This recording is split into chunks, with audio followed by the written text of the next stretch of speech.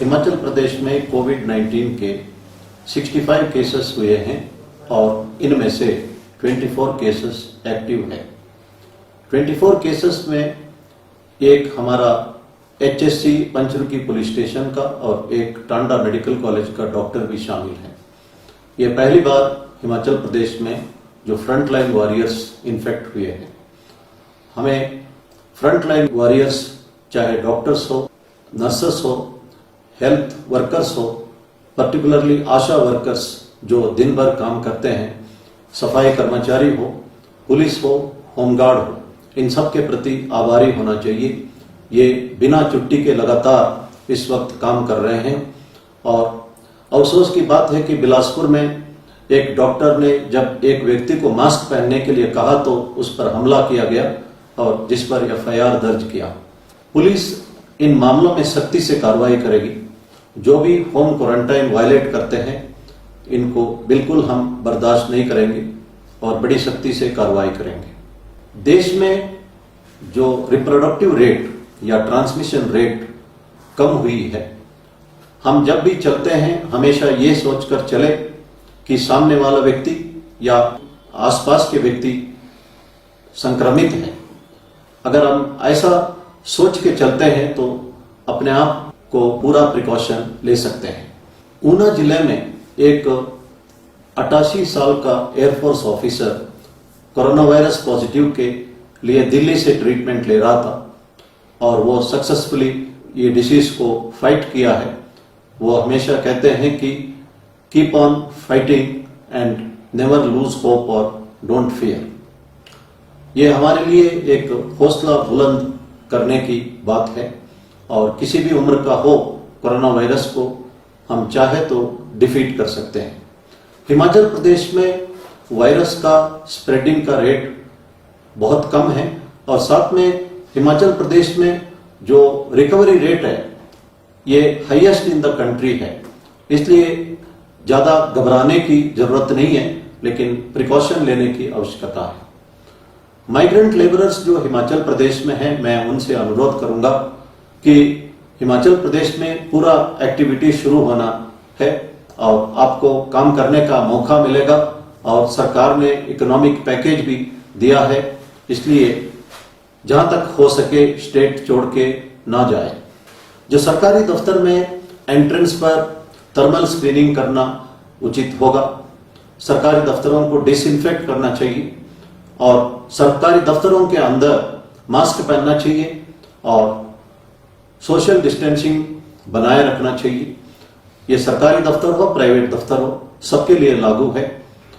Meetings आदि avoid करना चाहिए। अगर वीडियो कॉन्फ्रेंसिंग या वेबिनार के द्वारा मीटिंग कर सकते हैं तो उचित रहेगा और कैंटीन्स में ज्यादा लोग इकट्ठा ना हो, वहां पे बैठ के खाने की जगह अपने अपने जगह पर लेके जा सकते हैं। ये प्रिकॉशन लेने से दफ्तरों में भी इन्फेक्शन को हम रोक सकते हैं। WHO ने क्लैरिफाई किया है सिगरेट या तंबाकू से जो निकोटीन से कोरोना वायरस का कंट्रोल नहीं होगी और इससे बढ़ सकता है। WHO ने यह भी क्लैरिफाई किया है कि इस वक्त 7-8 जगह से अच्छी खबर वैक्सीन के बारे में आ रहा है। हो सकता है कुछ महीने में हमें वैक्सीन उपलब्ध हो जाए। भारतवर्ष में भी मेडिसिन के बारे में भी अच्छी खबर आ रही है, तो हो सकता है कि हमें जो ट्रीटमेंट के लिए मेडिसिन उपलब्ध हो जाए। इस आशा के साथ हमें इस कोविड-19 को फाइट करना चाहिए। जिन्हें मेंटल हेल्थ इश्यूज है, कंसल्टेशन की आवश्यकता है, नेशनल हेल्पलाइन नंबर है 08046110007। इस नंबर से आप कंसल्ट कर सकते हैं या चंबा केयर लाइन में भी आप फोन करके कंसल्ट कर सकते हैं। स्ट्रेस के बारे में, एंजाइटी के बारे में कुछ लोग कंसल्टेशन देना चाहते हैं। चंबा जिले के बरमौर तहसील में एक लड़का 3री क्लास में पढ़ता है और उसकी बहन 8वीं में पढ़ती है। ये दोनों भाई के बर्थडे के दिन CM रिलीफ फंड के लिए पिग्गी बैंक से 2100 रुपया डोनेट किया है। ये बहुत ही सराहनीय है। इससे हमको सीखना है और जहां तक हो सके CM रिलीफ फंड में डोनेट करना चाहिए। लेकिन इसके साथ साथ कुछ लोग चीटिंग भी कर रहे हैं। कोविड-19 के नाम पर पैसा इकट्ठा करके फ्रॉड भी करने वाले हैं। ऑनलाइन फ्रॉड भी इस वक्त बहुत बड़ा हुआ है। जो नॉलेज है इसको सही ढंग से इस्तेमाल कर सकते हैं, प्रोग्रामिंग कर सकते हैं या ऐप डेवलप कर सकते हैं, पैसा भी कमा सकते हैं, समाज का भला भी कर सकते हैं। हमारा एजुकेशन सिस्टम में डिफेक्टिव है। जो लोग अपना ज्ञान को अपना फायदे के लिए मिसयूज कर रहे हैं। इसीलिए भगवान साईं बाबा ने कहा कि knowledge is not the power, it is the character which is the power. जो ऑनलाइन फ्रॉडस्टर्स है इनमें से कमी है कैरेक्टर की। लखनऊ में एक ट्रक ड्राइवर जिसका नाम महेंद्र कुमार है, ये रोज ट्रक के नीचे 35 लोगों के लिए खाना बना रहा है और माइग्रेंट वर्कर्स को खिला रहा है और दाल बाटी बना के 1 रुपया भी किसी से भी नहीं लिया और खिला रहा है लोगों को। और उनसे पूछा गया कि आप पैसा क्यों नहीं लेते हो? उसका जवाब था कि मेरा अंतरात्मा इस हालात में पैसा लेने के लिए नहीं मान रहा है। हिंदुस्तान में लाखों लोग हैं जिनका अंतरात्मा इस हालात में पैसा लेने के लिए मना कर रहा है और वे निस्वार्थ सेवा कर रहे हैं। एक इंस्टेंस को मैं इस वक्त बताना चाहता हूं। तमिलनाडु में कोयम्बतूर डिस्ट्रिक्ट में एक 82 साल की औरत है जिसका नाम कमला था। ये सवेरे 5 बजे उठ के इडली तैयार करती है और सांभर और चटनी भी तैयार करती है और एक इडली के लिए 1 रुपया चार्ज करती है और दिन में 1000 इडली बेचती है। और किसी ने उनसे पूछा कि आप इडली का दाम 2 रुपया क्यों नहीं रखते? उस लेडी ने जवाब दिया है कि मैं मेरे कस्टमर्स में एक खुशी देखना चाहती हूं। अगर मैं 2 रुपया रखती हूं तो वो खुशी नहीं देख सकती हूं। मुझे तो 200 रुपया का कमाई हो रहा है और मैं इससे संतुष्ट हूं, लेकिन मैं ये भी चाहती हूं कि हो सके तो इडली का दाम 50 पैसा रखना चाहती हूं, लेकिन महंगाई बढ़ी है इसलिए 1 रुपया रखी हूं।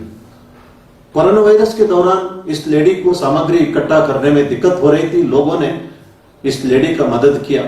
ये लेडी कभी अपना बुढ़ापे के बारे में भी नहीं सोच रही है और पैसा इकट्ठा करने के बारे में भी नहीं सोच रही है। भगवान साईं बाबा ने कहा, the richest man in the world is one who is content. मैं ये कह सकता हूं कि दुनिया का सबसे अमीर औरत ये लेडी कमलातल है। इस तरह का बहुत सारे एग्जाम्पल्स हमको मिल सकता है। मैंने एक एग्जाम्पल दिया था कि साउथ अफ्रीका के केप टाउन में 2 गैंगस्टर्स आपस में लड़ रहे थे। उन्होंने डिसाइड किया कि कोविड-19 के इस संकट में हम लोगों का मदद करेंगे और दुश्मनी भूल जाएंगे। हमारे स्क्रिप्चर्स पुराण और महाभारत में भी इसका जिक्र है कि ऐसी हालत में दुश्मनों को भी मदद करना चाहिए। मैं महाभारत का एक इंस्टेंस का जिक्र करना चाहता हूं। जब महाभारत वार पूरा हुआ था, युद्ध के उपरांत रुक्मिणी ने भगवान कृष्ण से पूछा कि दानशूर कर्ण को आपने मारने में क्यों मदद की? भगवान कृष्ण जवाब देते हैं कि युद्ध भूमि में अभिमन्यु की मृत्यु हो रहा था। आखिरी क्षण में अभिमन्यु ने कर्ण से पानी मांगा था और वो पानी कर्ण के बगल में गड्ढे में उपलब्ध था, लेकिन फिर भी दुश्मनी की भावना की वजह से कर्ण ने अभिमन्यु को उस हालात में भी पानी नहीं दिया।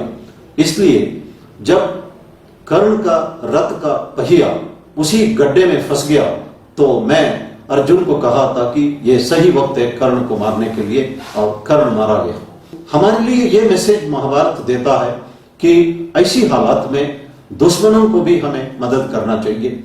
और हिंदुस्तान के लोग इस वक्त निस्वार्थ सेवा कर रहे हैं। हिंदुस्तान के लोग जो है कभी भी, जैसे प्रधानमंत्री जी ने कहा, ना थकने वाले हैं, ना टूटने वाले हैं, ना हारने वाले हैं। धन्यवाद। जय हिंद।